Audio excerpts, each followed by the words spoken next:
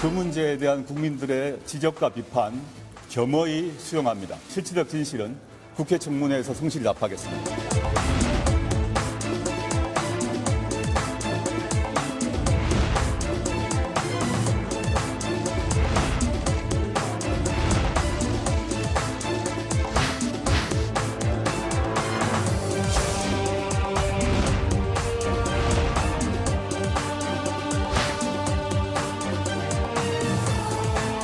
어려운 상황이고 저희 그 수출 규제 문제라든가 등에 대해서 저희 입장을 적극 개진할 준비를 하고 갑니다. 네, 인사청문회를 앞두고 조국 법무부 장관 후보자를 둘러싼 의혹이 계속해서 나오고 있습니다. 조 후보자 동생 부부의 위장 이혼 논란에 이어 딸의 장학금과 논문 의혹까지 더해지고 있는데요. 조 후보자는 오늘 정책 구상을 발표하며 검증 공세를 정면 돌파하겠다는 뜻을 내비쳤습니다. 여당인 민주당은 무분별한 신상 털기를 중단하라며 조속한 인사청문회 개최를 요구한 반면 야당은 청문 일정 협의를 늦추면서 자진 사퇴를 압박하고 있습니다. 오늘 정치와 호장용 이 소식 중심으로 짚어보겠습니다. 김민전 경희대 교수, 이현종 문화일보 논설위원 두 분 나오셨습니다. 안녕하십니까? 네, 안녕하세요. 안녕하세요. 자, 자고 일어나면 의혹이 하나씩 둘씩 계속 나오고 있는 것 같습니다. 장학금 논란부터 좀 짚어보겠습니다. 어저께 나온 소식인데 6학기 연속 200만 원씩. 이게 또 성적 장학금도 아니고요. 공부 잘해서 받는 장학금 아니었습니다. 1,200만 원을 3년에 걸쳐서 받은 6학기에 걸쳐서 받은 건데 이게 장학금을 준 교수가 부산 의료원장으로 임명이 됐단 말이죠. 그래서 조국 후보자가 민정수석 시절에 입김이 좀 작용한 거 아니냐 이런 의혹까지 지금 일고 있어서 야당이 공세를 펴고 있습니다. 이 부분은 어떻게 봐야 됩니까? 네, 크게 이제 두 가지 부분이 엮여 있다 이렇게 볼 수 있을 텐데요. 첫 번째는 과연 두 번씩이나 유급을 당한 학생이 6학기 연속해서 장학금을 받는 것이 옳으냐라고 하는 문제가 있고요. 사실 장학금은 각 학교마다 보면 아주 다양한 장학금들이 많이 있습니다. 근로 장학생 장학금도 있고 다양한 장학금이 있습니다만은 그러나 유급 학생을 위한 공부 잘해라고 주는 장학금은 단 한 곳도 아마 없을 것입니다. 그렇기 때문에 사실 많은 논란들이 빚어지고 있는 것이 사실이다 이렇게 얘기를 할 수 있을 것이고요. 지금 이 학생의 경우에는 한 번도 아니고 두 번씩 유급을 당했다라고 얘기를 하고 있고요. 특히 1학년 때는 세 과목이나 과락을 당했다 이런 의혹들이 나오고 있는 상황 아니겠습니까? 특히 1학년 때 배우는 과목들은 아주 기초과학들이기 때문에 기초과학에서 과락을 받았다라고 하는 것은 사실 이과 학생으로서의 자질이 상당히 부족한 게 아니냐 이런 의혹들도 나오고 있는 것이 사실입니다. 그렇기 때문에 이 부분에 대해서 굉장히 의심의 눈초리를 보내는 것이다 이렇게 얘기할 수 있을 것이고요.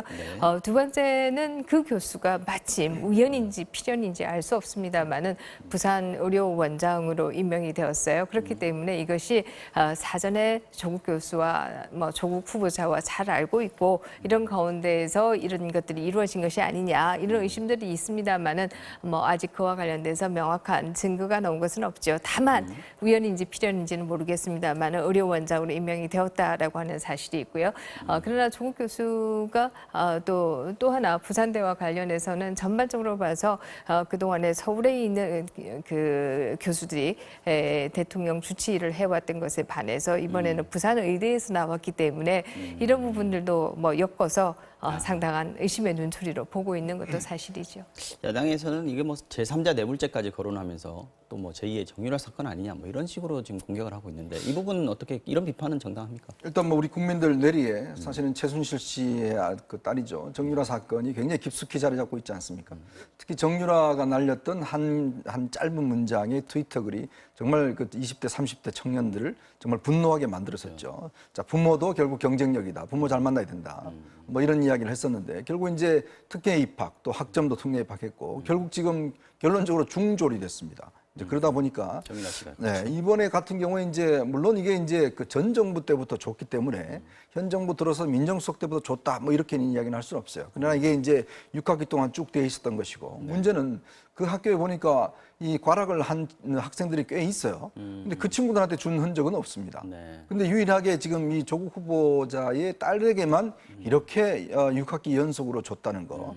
더군다나 지금 이 딸 같은 경우는 지금 개인 재산이 꽤 많습니다. 지금 사모펀드에 5천만 원 투자해 놓은 거 있죠. 이번에 신고를 한 걸 보면 그리고 전체로 부모가 지금 재산이 뭐 56억이 되지 않습니까?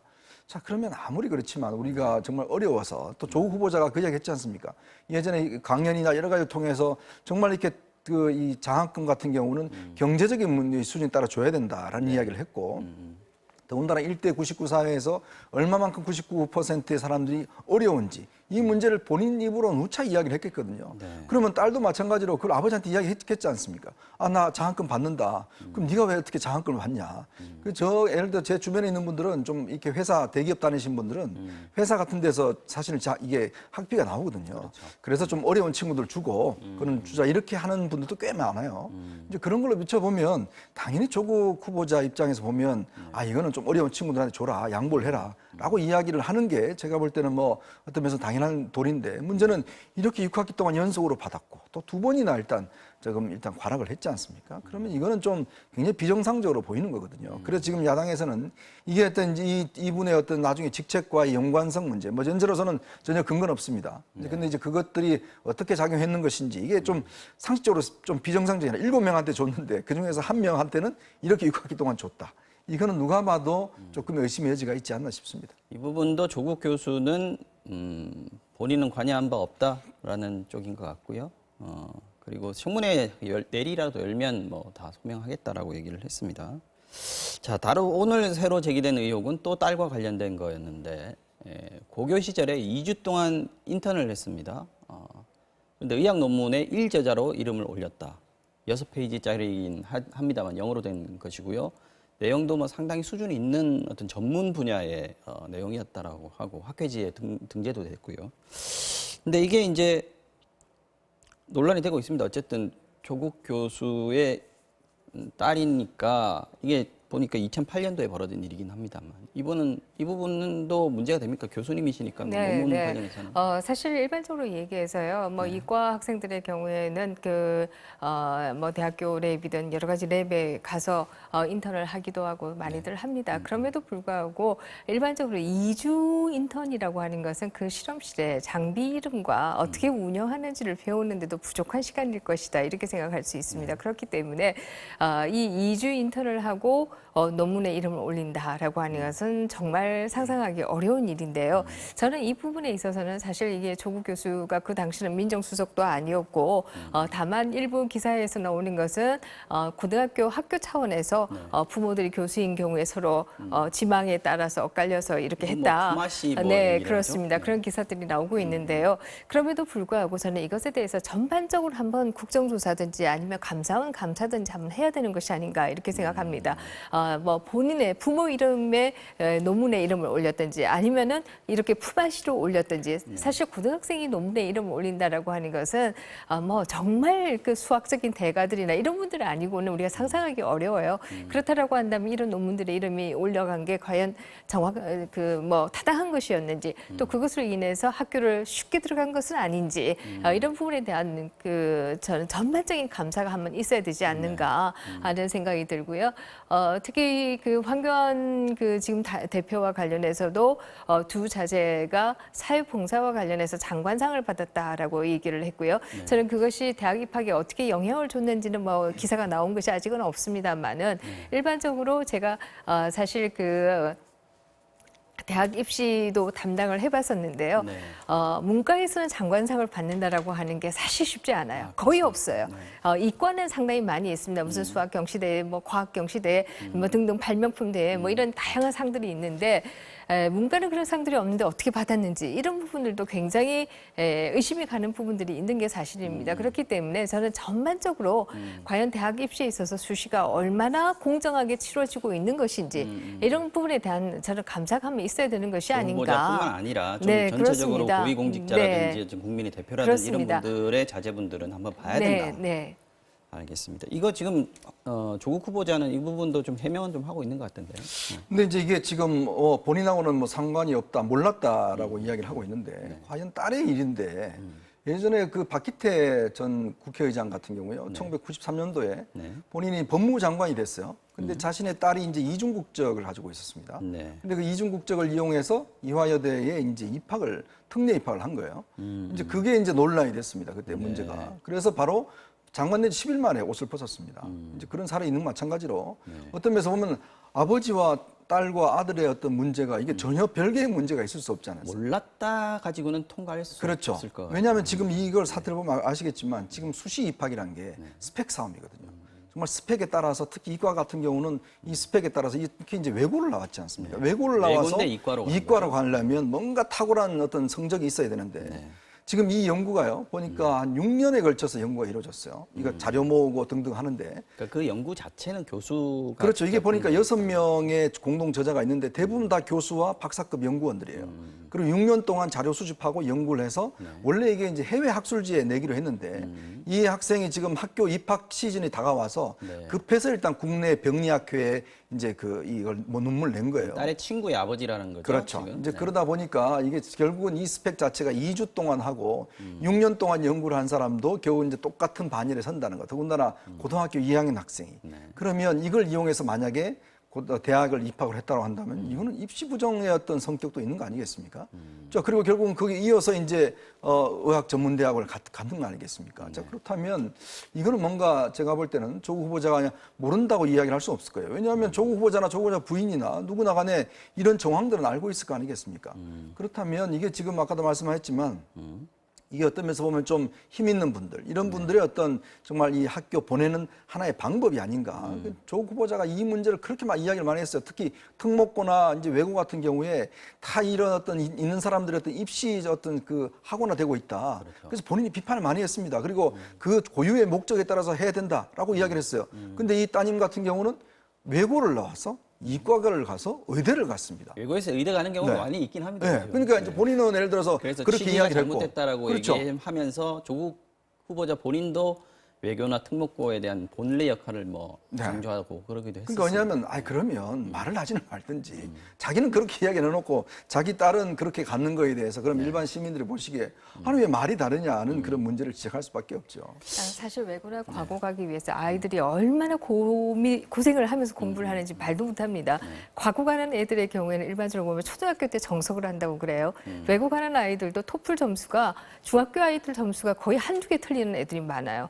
그렇게 해서 가는데 조국 후보자에 따른 또 이 외고도 정원 외로 갔다라고 하는 기사들이 일부 나오고 있어요. 그렇게 본다라고 한다면 상당히 그 그랜드 정말 디자인을 통해서 이 아이의 입학이 이루어진 게 아니냐 이런 의심들도 사실은 할 수는 있죠. 지금 나경원 원내대표가 뭐라 그랬냐면 조국 후보자의 사퇴를 명령한 것은 그 누구도 아닌 과거의 조국 본인이다라고 얘기를 했습니다. 아까 이현종 위원께서 잠깐 언급을 하셨습니다마는 그동안 해놓은 말들이나 글들이 너무 많이 있어요. 이 부분이 지금 가장 큰 벽인 것 같긴 합니다. 그렇습니다. 사실 뭐 일각에서 요즘 많이 나오는 얘기가 보수는 후한무치하고 진보는 표리부동하다. 이런 얘기들을 요즘 국민들이 굉장히 많이 하고 있는 상황이죠. 그야말로 진보의 경우에는 그동안 너무나 많은 말들을 했기 때문에 정말 그 말에 따라서 살아오지 않았을까라고 생각을 했는데 한꺼풀 벗기고 보니까 다 비슷하더라라고 하는 것 때문에 표리부동하다 이런 얘기들 요즘 많이 하고 있는데요. 조국 교수는 뭐 다른 누구보다도 그동안에 트위터 정치를 많이 해왔고 그것을 통해서 아주 엄격한 잣대들을 많이 들이밀었습니다. 그렇기 때문에 그 말에 대한 책임도 사실은 질 수밖에 없는 게 아닌가 하는 생각이 들어요. 이제 또 오늘 조국 조국 후보자는 오전에 정책 구상을 발표했습니다. 네. 뭐 이 인사청문회가 너무 신상털기로 가지 말고 정책 검증으로 가자 이런 뜻인 것 같긴 합니다만 어쨌든 지금의 국면을 조금 돌파해보겠다 이런 의지도 담겨 있는 것 그렇죠. 같습니다. 뭐 오늘 여러 가지 이제 몇 가지 정책을 발표를 했습니다. 뭐 스토킹이라든지 또 폭력 시위라든지 뭐 이런 걸 발표했는데 잘 귀에 안 들어오더라고요. 그러니까 뭐냐면 사실은 이제 국민들이 지금 알고 싶은 거는 결국은 이런 어떤 문제에 대한 답을 좀 원하고 있는 거 아니겠습니까? 자, 지금 자꾸 여당에서는 이게 정치 공세다, 정쟁이다, 근거 없는 왜 후보자와 딸 가족 문제를 왜 같이 하느냐, 다르다 이렇게 이야기를 하는데 불과 몇 년 전에 자신들이 야당 시절에 했던 걸 한번 생각해 보시라는 저는 이야기를 드리고 싶어요. 자기들 야당 시절에 그렇게 예를 들어서 이 기본적인 윤리와 도덕의 문제를 강조를 해와서 많은 낙마자가 있었지 않습니까? 그러면 지금 와서 똑같은 기준을 대야죠. 왜 그때 기준과 지금 기준이 다르죠? 그리고 지금도 등장하는 여러 가지 문제가 이게 과연 그냥 정치 공세인가? 저는 그런 문제는 좀 아니라 봅니다. 지금 언론이 다 하고 있는 검증 작업이 정치 공세인가? 그건 아니거든요. 이게 지금 객관적 사실을 갖고 이야기를 하는 거잖아요. 자, 그러면 조국 후보자가 오늘 같은 경우는 이야기해 드릴게. 자, 그러면 딸의 논문 문제는 어떤 것인지, 그리고 이제 장학금 문제는 어떻게 된 것인지 알았는지 몰랐는지 오히려 그런 부분들을 이야기를 해주면 예를 들어 지금 중요한 게 이제 어떤 공직 후보자를 검증할 때 정책 문제도 중요하지만 그 정책을 다룰 수 있는 기본적인 윤리와 도덕적인 게 갖춰져 있는가 이게 가장 중요한 거거든요. 그래서 그건 사실은 미국 같은 경우에서는 미리 비공개로 다 합니다. 근데 우리 같은 경우는 그게 동시에 진행되다 보니까 그게 더 돋보이는 거거든요. 그런 면에 비춰봤을 때는 지금 뭐 청와대에서 이게 청문회제도 바꿔야 된다 이야기를 하는데 자신들이 야당 시절에 그 이야기를 왜 안 했습니까? 이제 와서 바꾼다? 이건 좀 아닌 것 같아요. 그러면서 본다면 지금 조국 후보자가 물론 이 국면을 어깨에서 뭐 정책 발표하는 건 좋습니다만은 그러나 지금에 등장하고 있는 여러 가지 문제에 대해서도 저는 이야기를 해야 되지 않는가? 청문회 가기 전이라도 그때 그냥 이야기하겠다는 것은 청문회 하루만 이야기하면 끝이지 않습니까? 알겠습니다. 조국 후보자도 지금 뭐 청문회 좀 빨리 열어달라라고 얘기를 하고 있고 민주당에서는 이달 안에는 좀 했으면 좋겠다. 그리고 오신환 원내대표도 바른미래당 같은 경우에도 29일 정도를 얘기를 했던 것 같은데 자유한국당은 아무래도 좀 더 끌고 가고 싶은 이 국면을 좀 더 끌고 가고 싶은 것 같습니다.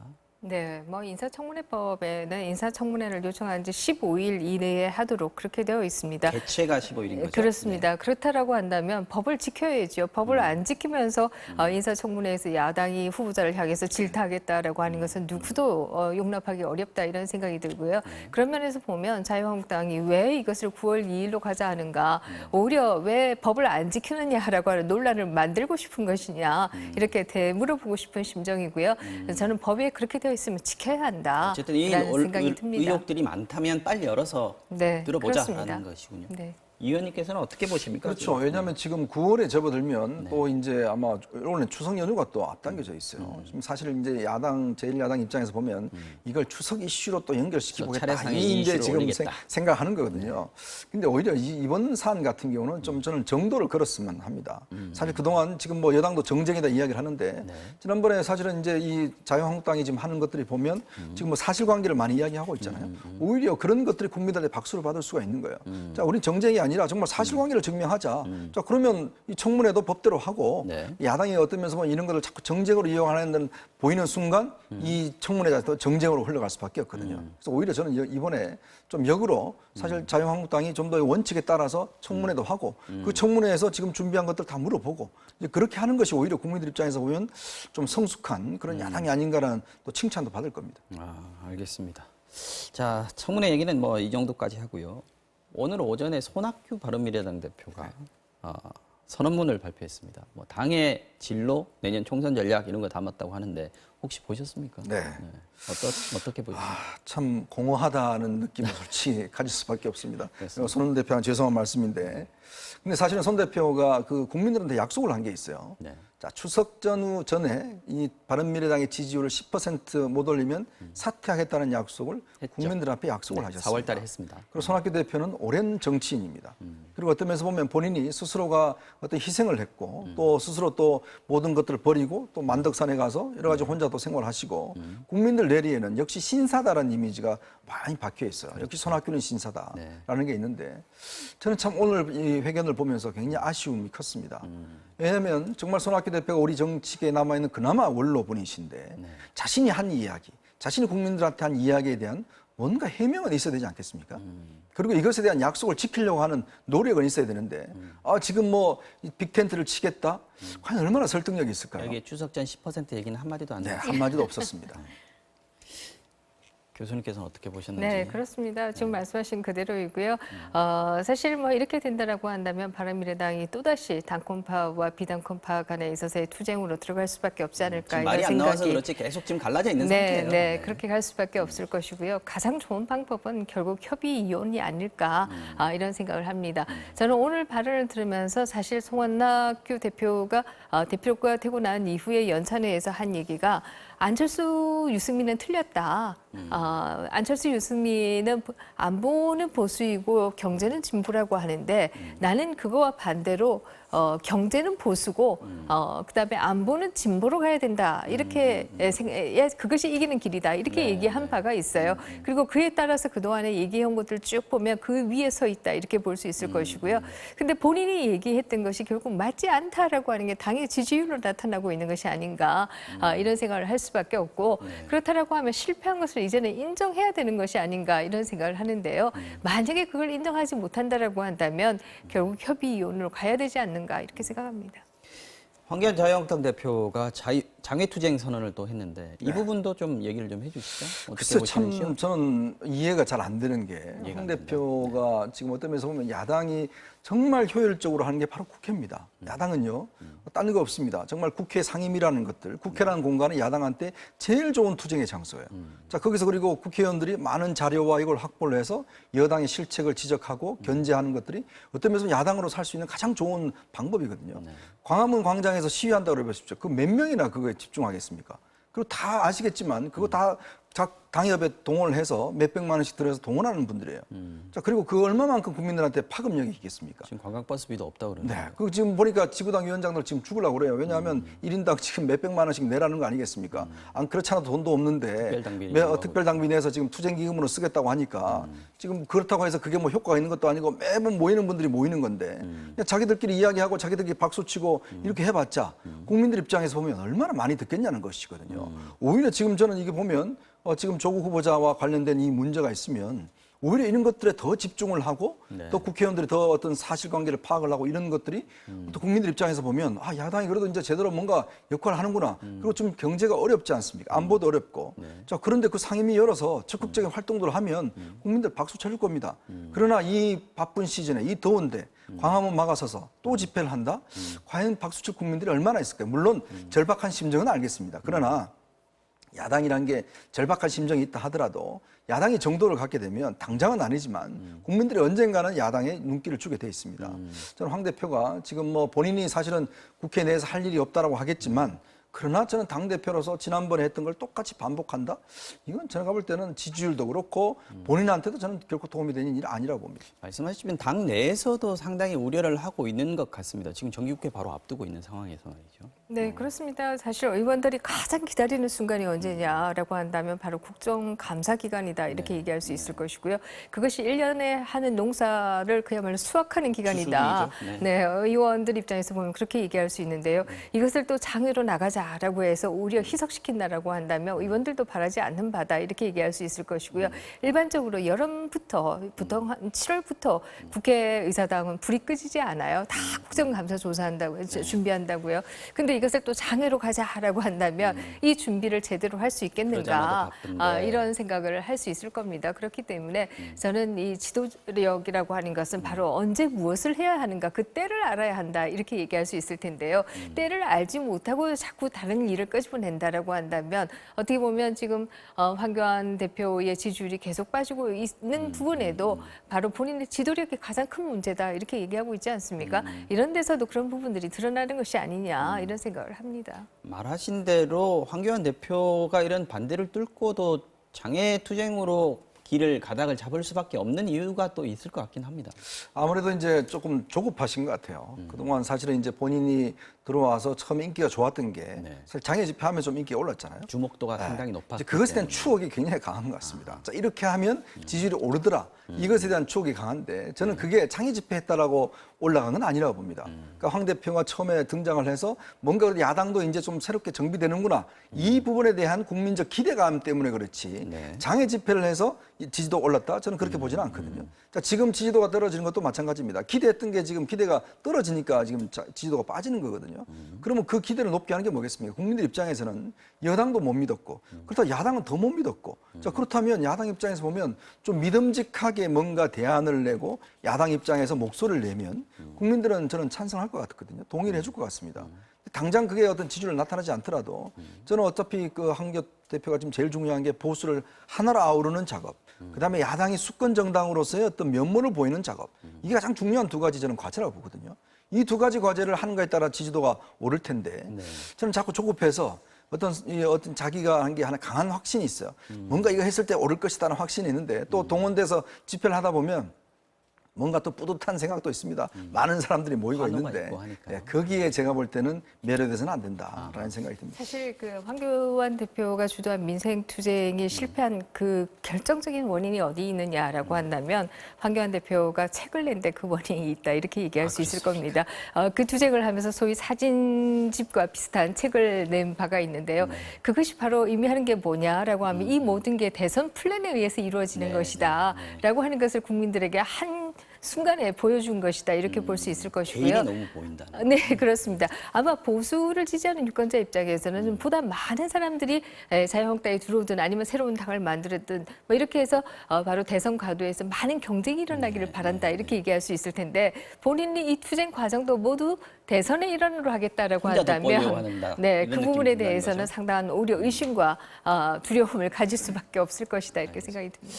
이건 뭐 해프닝이라고 볼 수도 있겠습니다만 오늘 김문수 전 경기지사의 발언이 지금 오전에 상당히 논란이 되고 있습니다. 이명박 전 대통령이 다스로 구속이 됐다면 문재인 대통령 총살감이다. 뭐 이런 식으로 이거 거의 막말인데요. 네, 오늘 사실 모임이 이제 보수 대통합을 위한 이제 토론회 장소였어요. 네. 자, 거기서 이제 김문수 전 지사가 그 이야기한 게 여당 문재인 대통령에 대한 뭐 여러 가지 빨갱이 이야기라든지 이런 이야기와 함께 지금 또 김무성 의원에 대해서 지난 그 어떤 이 탄핵에 동의했던 부분에 대해서 박근혜 전 대통령의 영원한 저주를 받을 것이다. 1000년 동안 저주 이야기를 했습니다. 저는 이 시점에서 정말 그래도 원로 정치인인데 지금 사실 어떤 면에서 보면 이제 보수가 뭔가 하나로 뭉쳐야 된다, 통합을 해야 된다라는 이야기 있잖아요. 그게 이렇게 고춧가루 뿌리는 이야기를 하면 과연 이게 뭔 도움이 될지 모르겠어요. 그리고 지금 대통령에 대해서 본인도 마찬가지지만 그렇게 또 어떤 인신공격성 비방을 하면 그게 과연 본인들한테 도움이 되겠습니까? 저는 그래서 김문수 전 대표가 오늘의 자리가 보면 정말 야당의 지금 현주소가 드러난 거예요. 결국은 보면 뭔가 하나 합치자고 토론을 마련했는데 거기서 합치지 말자로 깬 발언이 이제 주제 발표에서 나와버리니까 거기에 참석했던 김무성, 정진석 의원들 다들 황당해서 지금 뭐 김문수 대표가 좀 말다툼이 있었는데 저는 이것 자체가 보면 참 아직은 멀었구나라는 생각이 솔직히 듭니다. 김무성 의원이 이 모임을 주관을 했는데 김무성 의원도 공격을 해버렸습니다. 그래서 우리가 발제자를 잘못 불렀다라는 얘기까지 했는데 김문수 전 지사는 왜 이럴까요?